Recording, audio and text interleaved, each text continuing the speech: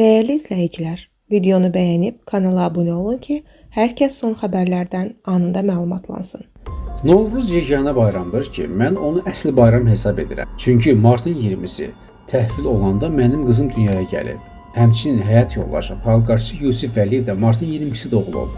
Buna görə də mənim üçün Novruz ən əziz bayramdır. Xəbər verilir ki, bunun açıqlamasında əməkdar artist Zemfira Sadıqova deyib.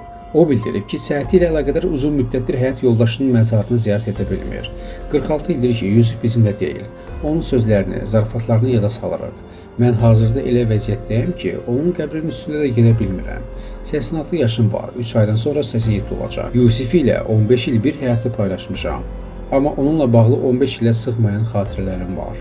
Mən və övladlarım həmişə Yusifi sevgi və məhəbbətlə yad edirik.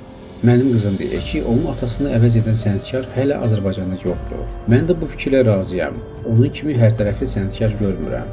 Onun elə səsi hər şeyə dəyərdir. Yeri gəlmişkən, qızım da incəsənət alamıdır.